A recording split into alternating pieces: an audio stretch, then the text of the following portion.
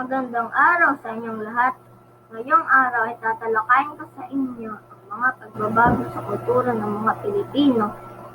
Suriin natin ang kanilang kultura bago dumating ang mga Espanyol.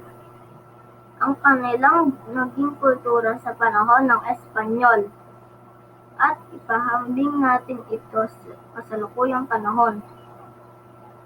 Simulan natin sa kulturang material tulad ng kasuotan. Ang mga kababaihan bago dumating ang mga Espanyol ay nakasuot ng barot saya.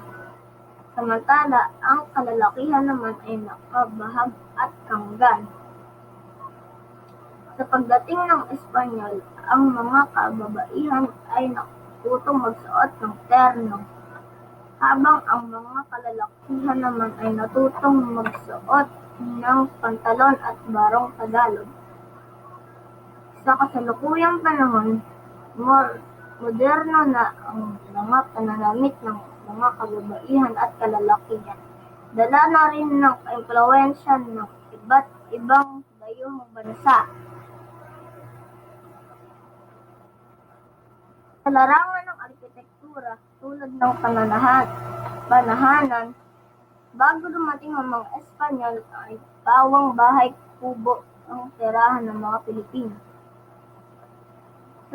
Sa panahon ng Espanyol ay naging batayan ng uri ng pamumuhay ang kanilang panahanan.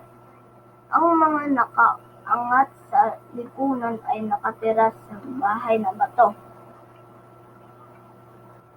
Sa kasalukuyang panahon, iba't iba na ang uri at moderno na ang panahanan. Subalit ito'y isa pa ring batayan ng antas ng pamumuhay ng mga Pilipino. Suriin natin ang mga pagbabago sa kultura di material tulad ng relihiyon. Bago dumating ang mga Espanyol, ang mga sinuunang Pilipino ay sumasamba sa kalikasan. Naniwala din sila sa mga anito. Sa panahon ng Espanyol ay palaganap nila ang Katolisismo at madali namang itong tinanggap ng mga ilan sa mga Pilipino.